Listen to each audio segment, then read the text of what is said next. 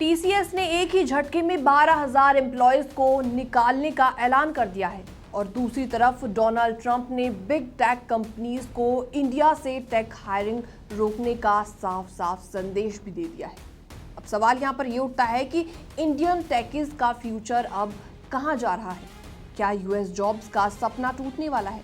चलिए सब कुछ आपको डिटेल में बताते हैं 5 सिंपल पॉइंट्स में। नमस्कार, मैं हूं आपके साथ प्रेरणा कौशिक और आप देख रहे हैं एनबीटी इंटरनेशनल। टेक इंडस्ट्री से एक ऐसी खबर सामने आई है जिसने हजारों लोगों की नींदों को उड़ाकर रख दिया है। एक तरफ टीसीएस यानी कि टाटा कंसल्टेंसी सर्विसेज ने अपनी ग्लोबल वर्कफोर्स में 12,000 एम्प्लॉयज को ले ऑफ करने का ऐलान कर दिया है, तो दूसरी तरफ यूएस प्रेसिडेंट डोनाल्ड ट्रंप ने बिग टेक कंपनीज जैसे कि गूगल, माइक्रोसॉफ्ट को इंडिया से टेक हायरिंग रोकने के लिए कहा है। अब सवाल यहाँ पर ये उठता है कि क्या इंडियन टेकीज के लिए फ्यूचर और भी ज़्यादा अनसर्टेन हो गया है? तो चलिए सब कुछ आपको सिंपल 5 पॉइंट्स में समझाते हैं। पहला पॉइंट है टीसीएस का मैसिव जॉब कट। जी हाँ, टीसीएस जो दुनिया की सबसे बड़ी आईटी कंपनीज में से एक है और 6.13 लाख से ज़्यादा एम्प्लॉयज रखती है, अब अपनी वर्कफोर्स का 2% यानी कि 12,000 एम्प्लॉयज को निकालने वाली है और ये ले ऑफ ज़्यादातर मिड और सीनियर मैनेजमेंट लेवल पर होंगे। इस पर टीसीएस के सीईओ का कहना है कि ये सिर्फ कॉस्ट कटिंग नहीं है बल्कि चेंजिंग इंडस्ट्री डिमांड्स को देखते हुए रीस्ट्रक्चरिंग की जा रही है। इसके अलावा सेकंड पॉइंट आता है एआई एंड ऑटोमेशन का बड़ा रोल।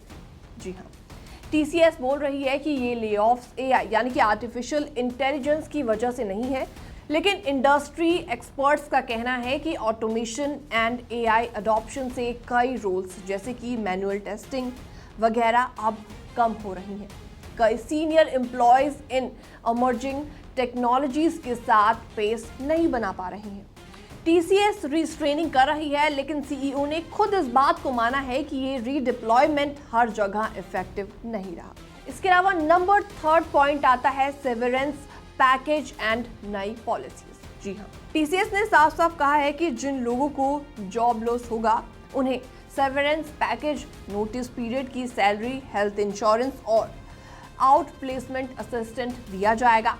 साथ ही साथ टीसीएस ने अपनी बेंच पॉलिसी भी अपग्रेड की है ताकि एम्प्लॉयज क्लाइंट प्रोजेक्ट पर एक्टिव रहें और ज़्यादा देर तक अनअसाइंड न रहें। इसके अलावा फोर्थ और सबसे इंपॉर्टेंट पॉइंट आता है ट्रंप का हायर अमेरिकन फर्स्ट मैसेज। जी हाँ, दूसरी तरफ डोनाल्ड ट्रंप एडमिनिस्ट्रेशन ने बिग टेक कंपनी से साफ साफ बोल दिया है कि अब ओवरसीज हायरिंग खासतौर पर इंडिया से कम हायरिंग की जाए। एआई समिट में बोलते हुए डोनाल्ड ट्रंप ने कहा था कि टेक कंपनीज को ऑल इन फॉर अमेरिका होना चाहिए। अब चाइना में फैक्ट्रीज लगाना, इंडिया में वर्कर्स हायर करना और प्रॉफिट आयरलैंड में रखना बंद होगा।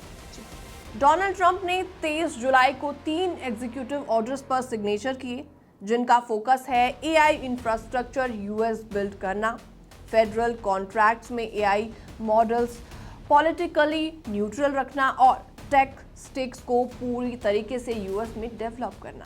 जिन कंपनीज को फेडरल फंडिंग मिलती है उनसे कहा गया है कि एआई वर्क अब्रॉड आउटसोर्स ना करें।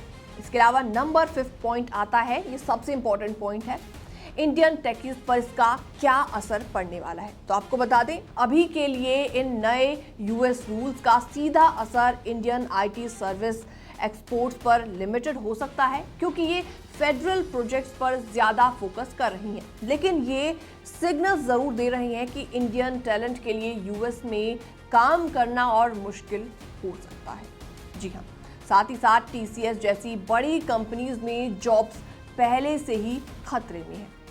ये डेवलपमेंट एकदम क्लियर मैसेज दे रही है कि टेक जॉब्स का फ्यूचर अब ज़्यादा कॉम्पिटिटिव और अनप्रिडिक्टेबल होता जा रहा है।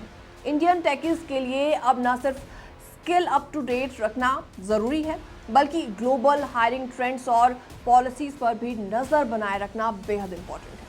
फिलहाल इस रिपोर्ट में इतना ही, बाकी तमाम अपडेट्स के लिए बने रहिए एनबीटी इंटरनेशनल के साथ।